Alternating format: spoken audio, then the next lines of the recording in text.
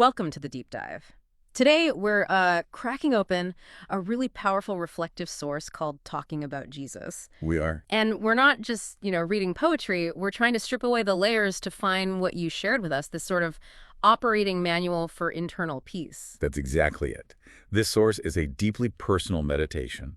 It's all about spiritual beauty, guidance, and real transformation. Okay. So our mission today is to take the powerful metaphors it uses and translate them into, well, immediate insights for you. And the whole thing really hinges on this central figure, which the text calls the beloved. The source is basically asking, what is the intense transformative effect this relationship has on the soul? And it opens by immediately saying, this beauty is known by the soul. Hmm. So right away, it's telling us this isn't superficial. No. It's much deeper than what you just see with your eyes. Which brings us straight to that first big metaphor, the heart transformation. The source describes the heart starting as stone unmoved, resistant. But here's the critical part. The beloved's love melted the heart. It drew out surrender through mercy. And what's fascinating is the text's strong rejection of force. It's very explicit. The heart was melted without any threat, without being shattered. It's a gentle surrender. Exactly. Not a forced compliance driven by, fear or shame. But wait, so many spiritual paths do use fear or consequence as a motivator. Why do you think this text is so adamant about rejecting that? Well, I think it's because the stone heart can only truly soften when it feels completely safe.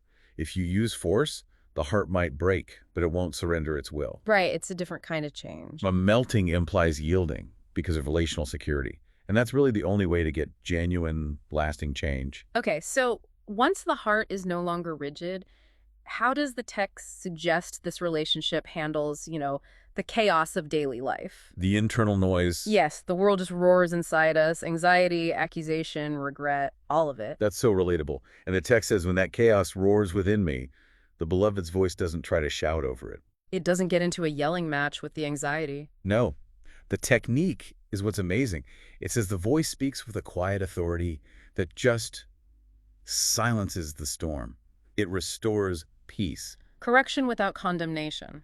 I mean, that phrase is pure gold. So much of our own self-talk is just condemnation. Absolutely. Think about it like mindfulness.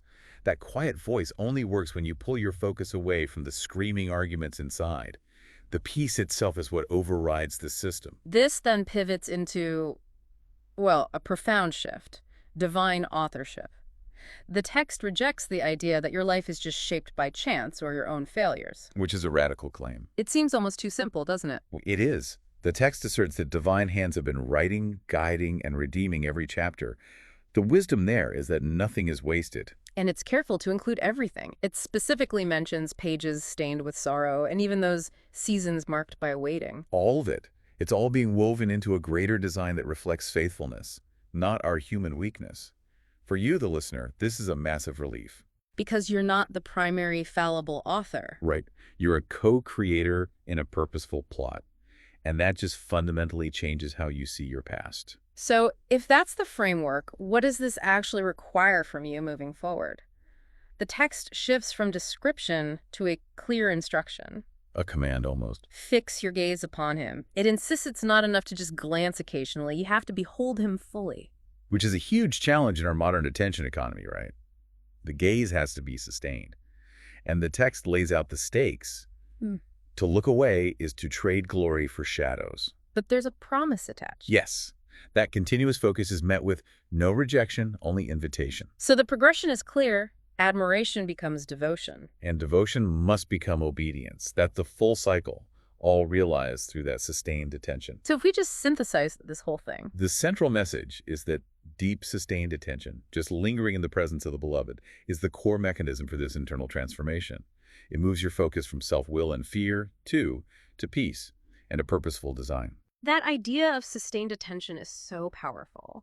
So based on the source's claim that transformation happens the more you behold the beloved, what are the modern psychological parallels to how focused attention, when it's intentionally directed and held, fundamentally changes the very structure of a person's inner life? Maybe even their neural pathways, something to think about.